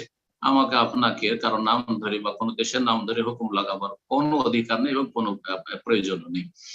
তো কথা হচ্ছে যে আপনি যেগুলো অমুসলিম দেশ, সেই দেশেও তো চাকরি করতে পারবেন, সরকারি চাকরি করতে পারবেন, বেসরকারি চাকরি করতে পারবেন। আপনার কাজটা হালাল হইতে হবে, আপনার কাজটা হালাল হইতে হবে। দেশের সরকার কি করেছে, আমার কোম্পানির মালিক কি করেছে, আমার কোম্পানির মালিকের বিভিন্ন সাইট রয়েছে, প্রজেক্ট রয়েছে, কোনটা হারাম কোনটা হালাল, কিন্তু আপনি যেখানে কাজ করছেন সেটা হালাল হইতে হবে। সেটা হালাল হলেই হলো আল্লাহ যেন বুঝার এবং আমল করার তৌফিক। জি, তো ইনশাআল্লাহ এই পর্যায়ে প্রশ্ন করবেন জেসমিন, আপনি প্রশ্ন করুন। আসসালামু আলাইকুম রাহমাতুল্লাহ। ওয়ালাইকুম আসসালাম ওয়া রাহমাতুল্লাহ। জি শাইখ, আমি ইউকে থেকে বলছি। শাইখ, আমি জানতে চাচ্ছিলাম যে এখানে অনেকে আছে, আমরা বাংলাদেশে যে মাদ্রাসায় কোন একটা ছাত্রের দায়িত্ব নিয়ে আর কি টাকা পাঠিয়ে দিই। তো এখন যেটা হলো যে জাকাতের টাকা বের করা আমাদের এখন একটু কষ্ট হয়ে যাচ্ছে। তো মাদ্রাসায় যে মাসিক যে টাকাটা আমরা দিই, এটা কি আমরা জাকাতের টাকা ধরতে পারবো কিনা? জাযাকাল্লাহু খায়র। যদি যেই ছেলের দায়িত্ব নিয়েছেন সেই ছেলে গরিব হয়, অভাবী, লেখাপড়া করতে পারছে না অভাবের কারণে, দারিদ্রের কারণে, তাহলে যাকাতের টাকা দিতে পারবেন। ইন্নামা সাদাকাতুল লিল ফুকারা ওয়াল মাসাকিন, 8 শ্রেণীর মধ্যে প্রথম আল্লাহ বলছেন নিশ্চয় যাকাত সাদাকা হচ্ছে ফকির, একেবারে যারা অসহায় দরিদ্র, ওয়াল মাসাকিন, আর যাদের কিছুটা অভাব রয়েছে, তাদের পুরো প্রয়োজন তারা মেটাতে পারে না, তাদের জন্য। তারপর অন্যান্যদের কথা আল্লাহ উল্লেখ করেছেন। তো সে যে ছাত্র, সে যদি অভাবী হয়, তার বাবা মা খরচ চালাতে পারে না, তাহলে যাকাত দিতে পারবেন। আর যদি দেখা যায় যে না, সচ্ছল, তার বাবা মা চালাতে পারে, তারপর আমি একজনের দায়িত্ব নিয়েছি, তাহলে সেখানে যাকাত দেওয়া জায়েজ হবে না। তখন আপনাকে আপনার ইনকাম থেকে দান সাদাকা করতে হবে, দান সাদাকা করতে হবে, দিতে পারবেন। জি, জাযাকাল্লাহু খাইরান। এই পর্যায়ে প্রশ্ন করবেন মাহাদি বিন মুদাসসির, আপনি প্রশ্ন করুন।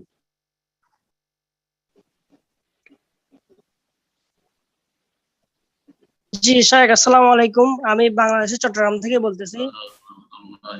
শাইখ, আমার প্রথম প্রশ্ন হলো, বুখারী আর মুসলিমে কি নাসিখ মানসুখের হাদিস আছে? আর দ্বিতীয় প্রশ্ন হলো, কি কানজিবুল ঈমান, ওই যে তাফসীর একটা আছে, ওইটা কি পড়া যাবে কিনা? কানজিবুল ঈমান এরকম তো কোনো তাফসীর জানা না, তাফহিমুল কোরআন বলছে।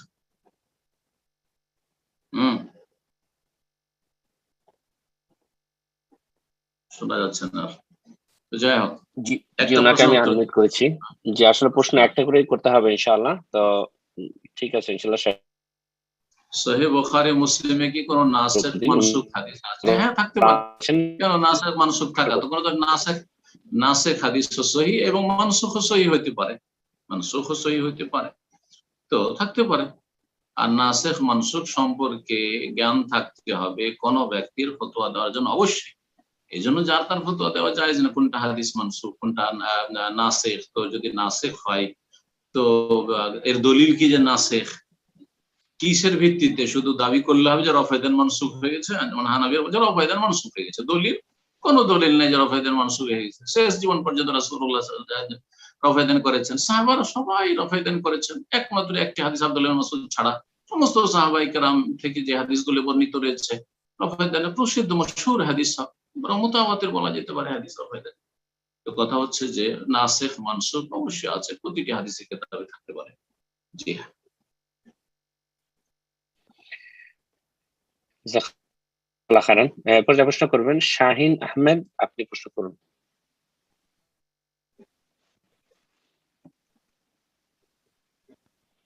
জি শাহিন আহমেদ, আপনার ফোনটা আনমিউট করে নিন। জি প্রশ্ন করুন। আসসালামু আলাইকুম শাহেখ। আসসালামু আলাইকুম ওয়া রাহমাতুল্লাহি ওয়া বারাকাতুহু। জি বলেন। আমি সৌদি আরব আপনার জেদ্দা থাকি, তোয়েলে।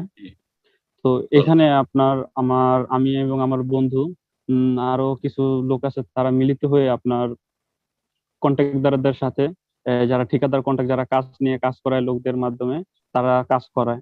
তো তারা আমাদের বললো যে তোমরা যদি লোক এভাবে কালেকশন করে দাও আমাদের, তাহলে আমি তোমাদের কিছু বেনিফিট দিব। বেনিফিট বলতে শায়খ দুইটা ক্ষেত্র থাকে বেনিফিটের ক্ষেত্রে, দুইটা ক্ষেত্র। একটা ক্ষেত্র হলো তারা যদি আমি 10 জন লোক তাদেরকে দেই, তাহলে তারা আমাকে 1000-2000 রিয়াল দিয়ে দেয় একবারে। আর আরেকটা হলো তাদের বেতন থেকে, যেমন তারা বলে যে তোমাদের 2400 রিয়াল বেতন করে দিব এবং তোমরা তাদের কত দিবা এটা তোমাদের দায়িত্ব। তখন আমরা কি করি শেখ, তাদের আমরা 2200 টাকা করে বলি, আর 200 টাকা করে আমরা নিজেরা মানে 2-3 জন যারা থাকি তারা ভাগ করে নিয়ে নিই। আরেকটা হলো তাদের মাসে মাসে, এবং তারা 10 জন লোক কাজ করে এবং ওই কন্ট্রাক্টর মাসে মাসে আমাদের তাদের থেকে দেয় বলতে পারি না শাহেখ, কিন্তু মাসে মাসে আমাদের একটা অ্যামাউন্ট দিয়ে থাকে। যেমন 10 জন লোকের আপনার 2000 রিয়াল দিয়ে থাকে। তো এই তিনটা ক্ষেত্রে শাহেখ কি টাকা নেওয়া কি হালাল হবে, দয়া করে যদি জানাবেন। যেগুলি বললেন সবগুলো ইনশাআল্লাহ জায়েজ। যদি সবগুলি জায়েজ। জনবল ব্যবস্থা করে দেন, মানে তাদেরকে কাজের লোক খুঁজে দিলেন, তো আপনি সেখানে একটা শ্রম দিলেন, সময় দিলেন, শ্রম দিলেন, যে কাজের লোক খুঁজে দিলেন কোন প্রতিষ্ঠানকে। তাদের সাথে কন্ট্যাক্ট করতে পারেন যে আমি একজন লোক খুঁজে দেবো, আমি মাসে এত টাকা নেব, জায়েজ আছে। এইরকমই যাদেরকে কাজ খুঁজে দিলেন তাদের ক্ষেত্রেও আপনি শ্রম দিলেন, সময় দিলেন এবং মেহনত করলেন। শুধু তাদের সাথে যদি চুক্তি করেন যে দেখো 10 টাকা ঘন্টা মালিক দেবে, তার থেকে 2 টাকা ঘন্টা আমি নেব, আর তুমি 8 টাকা পাবে। কিন্তু সত্য কথা, মিথ্যার আশায় নিলে হবে না, ধোকা দিলে হবে না। ধোকা দেওয়া নিষেধ, মিথ্যা কথা বলা নিষেধ, হারাম। মান গাশশানা ফালাইসা মিন্না, যারা আমাদেরকে ধোকা দিবে তারা আমাদের দলভুক্ত না। কিন্তু যদি বিষয়গুলি স্পষ্ট থাকে তাহলে কারো কষ্ট হবে না। তারপর এটা বাতিল পন্থায় না হোক, অন্যায় ভাবে কারো ধন সম্পদ ভক্ষণ করা হইলো না। আল্লাহ নিষেধ করে, ইয়া আইয়ুহাল্লাযীনা আমানু লা তাকুলু আমওয়ালাকুম বাইনাকুম বিল বাতিল, তোমরা একে অপরের ধন সম্পদ অন্যায়ভাবে ভক্ষণ করিও না। যদি না জানিয়ে টাকা পয়সা বেইমানি করেন বা ভক্ষণ করেন বা মিথ্যার আশ্রয় নিয়ে, তাহলে তখন হারাম হবে। আর বাকি জানিয়ে দিলে বা জানা থাকলে যে কোনো পক্ষের আপনি পক্ষ থেকে পারিশ্রমিক নিতে পারেন, কারণ আপনি এখানে শ্রম দিচ্ছেন, সময় দিচ্ছেন। আল্লাহু আ'লাম। জি জাযাকাল্লাহ খাইরান। তো ইনশাআল্লাহ প্রশ্ন করবেন আয়েশা খাতুন, আপনি প্রশ্ন করুন। জি আসসালামু আলাইকুম রাহমাতুল্লাহি ওয়া বারাকাতুহু। ভাই আমি কানাডা থেকে। জি আমার যে প্রশ্ন হলো যে এখানে যখন কবর দেয় কানাডা আমেরিকাতে, তখন কবর তো বাঁধাতে মানা, এটা আছে হাদিসে। তো মাটির প্রয়োজনে মাটি সরে যায় বা মাটি বৃষ্টি হবে এই নিয়তে কবরটাকে চারদিকে ছোট্ট করে দেয়াল দিয়ে বাঁধিয়ে দেয় এবং নেম প্লেটের নাম এবং কবে মারা গেছে, কোন সালে, এটা লিখে দেয়। এটা জায়েজ কিনা? আর কোনো সন্তান যদি কোনো প্যারেন্টসের জন্য, যে প্যারেন্টস মারা গেছে প্যারেন্টসের জন্য যদি কোনো অন্যায় করে থাকে, সন্তান যদি সেটা আলোচনা করে, তাহলে সেই ব্যক্তির কবর আযাব হয় কিনা, এটা যদি একটু বলতেন। জাযাকাল্লাহ খায়ের। বলছেন যে কানাডায় কবরগুলিকে যে বাঁধিয়ে দেয়, মাটি সরে যাবে সেই জন্য বাঁধিয়ে দেয়। হ্যাঁ যে জি, এবং নেম প্লেট দেয় জি। পাকা ইট দিয়ে যদি বাঁধানো হয় তো জায়েজ নয়, হারাম। নাহা রাসূলুল্লাহ সাল্লাল্লাহু আলাইহি ওয়াসাল্লাম কবর, কবরকে চুনকাম করতে বা পাকা করতে নিষেধ করেছেন রাসূলুল্লাহ সাল্লাল্লাহু আলাইহি ওয়াসাল্লাম, নিষেধ। তারপরে বলছেন যে কবরের উপর নেম প্লেট জায়েজ নয়। কবরের উপর নেম প্লেট যে অমুক আলহাজ, অমুক সাহেব, অমুক হযরত সাহেব, অমুক মহাজন সাহেব মারা গেছেন, এত তারিখে মারা গেছেন, এসব জায়েজ নয়, হারাম, এসব নিষেধ। রাসূলুল্লাহ সাল্লাল্লাহু আলাইহি ওয়াসাল্লাম থেকে যেটা প্রমাণিত রয়েছে, উসমান বিন মাযউন রাদিয়াল্লাহু তাআলা আনহু যখন মদিনায় প্রথম ব্যক্তি ইন্তেকাল করলেন, তখন রাসূলুল্লাহ সাল্লাল্লাহু আলাইহি ওয়াসাল্লাম বললেন তাকে দাফন করার পরে যে এখানে একটা পাথর রেখে দাও তার কবরের এক পাশে, যাতে করে আমি আমার ভাইয়ের কবরটা চিনতে পারি, আরিফা বিহি কবর আখি, আমার ভাই এই উসমান বিন মাযউনের কবরটা আমি যাতে চিনতে পারি, আও কামা ক্বালা সাল্লাল্লাহু আলাইহি ওয়াসাল্লাম। সুতরাং এখন একটা ইট রাখলেন, পাথর রেখে দিলেন, যার মাধ্যমে চিনবো যে এটা আমার আব্বার কবর, এটা আমার কবর, এটা জায়েজ। কিন্তু লিখে রাখা যে এটা অমুক সাহেবের কবর বা অমুক ব্যক্তির কবর, এটা আমার ছেলের কবর, এসব জায়েজ নয়। দুটোই কাজ জায়েজ নয়। মাটি ধসে যাবে, মাটি তো মিশতে হবে, এই জন্য তো দাফন করা হয়েছে, অসুবিধা নেই। জায়গাটা একটু উঁচু করা সম্ভব হয় তো উঁচু করবেন, যাতে করে খুব তাড়াতাড়ি পানিতে ডুবে না যায় অথবা সেটা ধসে না যায়। কিন্তু একসময় তো ধসবে, একসময় তো মাটিতে মিশে যাবে, নিশ্চিন্ন হয়ে যাবে, আবার আল্লাহ উঠাবে। সুতরাং এসব কাজগুলি জায়েজ নয়। আর দ্বিতীয় প্রশ্ন একসাথে দুটো প্রশ্ন তিনটে প্রশ্ন করাটা পছন্দনীয় না, তার মনে রাখা মুশকিল হয়, আর তারপর অন্যদের জন্য সেটা কষ্টকর হয়। সেটা হচ্ছে যে বাবা মা কেউ ইন্তেকালের পরে, কোনো মৃত ব্যক্তি ইন্তেকালের পরে তার যদি সমালোচনা করে, তাহলে তাকে কি আযাব হবে? তাকে আযাব হবে না, এই ব্যক্তি গুনাহগার হবে। জীবিত ব্যক্তির সমালোচনা, গীবত করা, সেটা হারাম, কাবিরা গুনাহ। তাহলে মৃত ব্যক্তির গীবত করা সেটা আরো বেশি হারাম। রাসূলুল্লাহ সাল্লাল্লাহু আলাইহি ওয়াসাল্লাম বলেছেন যে উযকুরু মাহাসিনা মাওতাকুম, তোমাদের মৃতদের ভালো দিকগুলি আলোচনা করো, কুফফু আন মাসাউইহিম, তাদের মন্দ দিক যদি থাকে, দোষ ত্রুটি থাকে, সেগুলি থেকে বিরত থাকো। জি। তারপরে তোমরা তোমাদের মৃতদেরকে গালমন্দ করিও না বা তাদের দোষ ত্রুটি আলোচনা করিও না, তারা যা কিছু করেছে তা পেয়ে গেছে। আর আপনার মুমিন ভাই বোন হয় তাদের জন্য আরো বরং ক্ষমা চাইবেন আল্লাহর কাছে, যে আল্লাহ মাগফিরলাহু, আল্লাহুম্মা আরহামহু, আল্লাহ তাকে ক্ষমা করে দাও, আল্লাহ মাফ করে দাও, আল্লাহ তার কবর আযাব দূর করে দাও, আল্লাহ তাকে জান্নাতবাসী করো। তা না করে গীবত সমালোচনা করতে থাকবেন, তার মধ্যে এই দোষ ছিল, এই করেছে, সেই করেছে, এতে আপনারও লাভ নেই, বরং আপনি গুনাহগার, কাবীরা গুনাহ করলেন, মৃত ব্যক্তির গীবত, আর আপনি তার কোনো উপকার করে দিলেন না। আল্লাহ যেন সবাইকে হেদায়েত নসিব করে। জি, আল্লাহুম্মা আমিন। সম্মানিত দিনী ভাই বোনেরা, কনফারেন্সের শেষ পর্যায়ে চলে এসেছি আমরা ইনশাআল্লাহ। আর অ্যাকচুয়ালি আজকে আমাদের নেটওয়ার্কে একটু প্রবলেম হচ্ছে, সেটার আলোচনা কথাগুলো আমাদের একটু আমরা বুঝতেছি যে ভেঙে ভেঙে আসতেছে। তো ইনশাআল্লাহ আমরা একটা প্রশ্নের মাধ্যমে আরেকটা প্রশ্নের মাধ্যমে প্রোগ্রাম শেষ করব। তারপরে একটা জরুরি অ্যানাউন্সমেন্ট, যেটা হলো আমাদের ইউটিউব চ্যানেলে যে লেকচারগুলো আপলোড করা হয়, বিশেষ কারণে গত কয়েকটি আলোচনা একটু ডিলে হচ্ছে। ইনশাআল্লাহ আমরা চেষ্টা করতেছি as soon as possible আমরা এটা আপলোড করে দেবো ইনশাআল্লাহ। জাযাকাল্লাহ খাইরান। তো এই পর্যায়ে আমরা সর্বশেষ প্রশ্ন নিচ্ছি ইনশাআল্লাহ। আজকে প্রশ্ন করবেন তাসলিমা বেগম, আপনি প্রশ্ন করুন।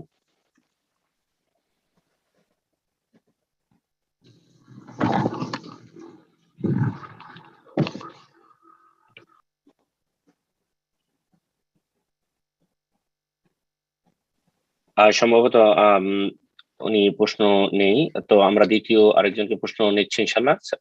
শেষ প্রশ্ন ইনশাআল্লাহ, সাব্বির হোসেন, আপনি প্রশ্ন করুন। আসসালামু আলাইকুম শেখ। ওয়ালাইকুম আসসালাম ওয়া রাহমাতুল্লাহি ওয়া বারাকাতুহু। আমি বাংলাদেশ থেকে। আমার কোয়েশ্চেনটা ছিল যে আপনাকে আরেকবার করছিলাম, আপনি বলছিলেন পরবর্তীতে আবার করার জন্য, যে ইমাম বুখারী রাহিমাহুল্লাহকে নিয়ে উনি যে সূরা কাসাসের 88 নম্বর আয়াতের তাফসীর করলেন, যে আপনার ওয়াজহাবু এটার তাফসীর করলেন যে রাজত্ব। এখন নাসিরউদ্দিন আলবানী ওনার বিপক্ষে বললেন যে এটা কোনো মুসলিমের বা মুমিনের কথা হতে পারে না। উনি আকীদা সংক্রান্ত বিষয়ে এত বড় কি ভুল করলেন, নাকি অন্য কোনো বিষয় আছে? একটু যদি জানান ক্লিয়ার করে। আসসালামু আলাইকুম। এ বিষয়ে আমি জানি না ইমাম বুখারী রাহিমাহুল্লাহ যে কি বলেছেন, সেটাও আমার মনে নেই, এবং নাসিরুদ্দিন আলবানী জি কি বলেছেন সেটা আমার জানা নেই। আর সুতরাং এর ব্যাখ্যায় আমি কিছু বলতে পারছি না। দেখবো এই বিষয়টি, যদি আমি এই বিষয়টি যদি জানতে পারি তাহলে আগামী সপ্তাহে প্রশ্ন করবেন, ইনশাআল্লাহ জানিয়ে দেবেন, ইনশাআল্লাহ স্মরণ করিয়ে দেবেন, জানিয়ে দেবেন ইনশাআল্লাহ। বাকি কথা হলো যে প্রতিটি মানুষের ভুল হতে পারে, আর যেমন ইমাম বুখারী রাহিমাহুল্লাহর ভুল হইতে পারে, তেমন ইমাম নাসিরুদ্দিন আলবানীর ভুল হইতে পারে। আবার ভুল ধরতে গিয়েও ভুল হইতে পারে, ভুল ধরতে গিয়েও ভুল হতে পারে। সুতরাং পরের ভুলের পিছনে না পড়ে আমি মনে করি যে আপনারা সাধারণ মানুষ, আপনাদের নিজের ভুলে সংশোধন করা উচিত, নিজের নেক আমল করা উচিত। কথা বোঝা গেছে? যদি ইমাম বুখারী রাহিমাহুল্লাহ ভুল করলেন কি না, বা নাসিরুদ্দিন আলবানী ভুল মন্তব্য করলেন কি না, এইসব জানতে হয়, তো আমার মনে হয় এগুলো আলেমদেরকে জানা উচিত, আপনাদের সাধারণ মানুষকে এগুলোতে না ঢোকা উচিত। জি জি, এগুলোতে না ঢোকা উচিত। জাযাকুমুল্লাহু খাইরান। এটি আমার নসিহত থাকবে যে আপনারা আইম্মায়ে কেরামদের বিষয়ে আলোচনায় ঢুকবেন না, সেগুলো আলেমদের জন্য ছেড়ে দেন এবং আলেমদের শ্রদ্ধা সম্মানের খেয়াল রাখেন। কব্বের কব্বের, আরে দুই ভাই আসছে রাসূলুল্লাহ সাল্লাল্লাহু আলাইহি ওয়াসাল্লামের সামনে, দুইটা ভাই কথা বলতে এসছে, আসার পরে বড় ভাইয়ের সামনে ছোট ভাই পুটুর পুটুর কথা বলতে শুরু করেছে। তখন নবী সাল্লাল্লাহু আলাইহি ওয়াসাল্লাম বলছেন, এই তুমি তো ছোট, কব্বের কব্বের, বড় ভাইকে কথা বলতে দাও, বড় ভাইকে কথা বলতে দাও। ছোট ভাইকে নিষেধ করলেন। তাহলে দু ভাইয়ের মধ্যে বড় ভাই থাকতে ছোট ভাইয়ের কথা বলা নিষেধ যেখানে রাসূলুল্লাহ করেছেন, তাহলে আপনারা এতগুলি আলেম বাংলা ভাষী থাকা সত্ত্বেও তাদেরকে এইসব কথাবার্তা বলতে বলেন, তাদেরকে এগুলো নিয়ে আলোচনা করতে বলেন। আপনারা এগুলো বিষয়ে কেন ঢুকবেন বা এইসব প্রশ্নগুলি এর পিছনে কেন ছুটবেন? এত ডিপে যাওয়ার কোনো প্রয়োজন কার? সাধারণ লোক যদি আলাল ফিতরাও থাকে, আকীদায়ে কোরআন এবং হাদিসে যা আছে আমি সব মানি, এবং ইবাদত বন্দেগী যা আছে আমি জানার পরে সেগুলি পালন করার চেষ্টা করছি, আলহামদুলিল্লাহ, আমার ফরজ ওয়াজিবে কোনো ঘাটতি নেই। হারাম নাজায়েজ কাবিরা থেকে আমি বাঁচছি, সাগীরাতেও বাঁচার চেষ্টা করছি। আখলাক, চরিত্র, মামলাত, আদান প্রদান আমি সব ঠিক রাখার চেষ্টা করছি, আলহামদুলিল্লাহ, এবং হালাল খাচ্ছি, হারাম খাই না। ব্যাস, নাজাত হয়ে গেল, যথেষ্ট। নাজাত সহজে রয়েছে, সহজভাবে নাজাত পাওয়ার চেষ্টা করুন। এবং কু আনফুসাকুম ওয়া আহলিকুম নারা, নিজেকে জাহান্নামের আগুন থেকে বাঁচাবার চেষ্টা করুন, নিজের পরিবার পরিজনদেরকে বাঁচাবার চেষ্টা করুন, তাদের ভালো তরবিয়ত করার চেষ্টা করুন, নিজে এলেম শিখুন, আমল করুন, দাওয়াত দেওয়ার চেষ্টা করুন যেটুকু শিখছেন। আর সূক্ষ্ম বিষয়গুলিতে আপনারা ঢুকবেন না, এটাই আমি আপনাদের কাছ থেকে আশা করছি। ইমামদের সম্পর্কে যেমন একটু আগে একজন বললেন, ইমামদের উপর বড় বড় মন্তব্য করা, আবু হানিফা এই ছিলেন তো সেই ছিলেন, ইমাম শাফি এই ছিলেন তো সেই ছিলেন, ইমাম বুখারী এই ভুল করেছেন তো সেই ভুল করেছেন। যেই জাতি এত বড় বড় ভুল ধরে বেড়ায়, এত বড় বড় আইম্মায়ে কেরামদের, সেই জাতি কি আর আলেমদের ইহতিরাম করতে শিখবে? বেয়াদব ছাড়া আর কিছু হবে? আল্লাহ যেন বুঝার তৌফিক দান করেন, এবং আল্লাহ যেন সংশোধন করার তৌফিক দান করেন, আল্লাহ যেন নিজের ক্ষেত্রে যত্নবান হওয়ার তৌফিক দান করেন। আল্লাহ আমাদের সবাইকে যেন হিদায়াতের পথে রাখে, এই সমস্ত ফিতনা থেকে আল্লাহ যেন বেঁচে থাকার তৌফিক দান করেন। যেসব ভাইয়েরা বোনেরা আজকে আমাদের এই অনুষ্ঠানে জমে অংশ নিয়েছেন, আল্লাহ তাদের উত্তম বদলা দান করেন, জাযায়ে খায়ের দান করেন, দিন দুনিয়ার সার্বিক কল্যাণ দান করেন, সমস্ত ফিতনা ওয়ালা মুসিবত থেকে, মহামারী থেকে আল্লাহ রাব্বুল আলামিন যেন বাঁচিয়ে রাখেন, এবং আল্লাহ রাব্বুল আলামিন যেন আমাদের সকলকে জান্নাতুল ফিরদৌস দান করেন। আমাদের মৃত পিতা মাতা আর পূর্বপুরুষ যারা রয়েছে ইমার অবস্থায় দুনিয়া থেকে চলে গেছে, আল্লাহ সকলকে জান্নাতুল ফিরদৌস দান করে, জাহান্নামের আযাব থেকে সবাইকে আল্লাহ যেন রক্ষা করেন। ওয়া সাল্লাল্লাহু ওয়া সাল্লাম আলা নবিয়িনা মুহাম্মদ ওয়া আলা আলিহি ওয়া সাহবিহি আজমাইন।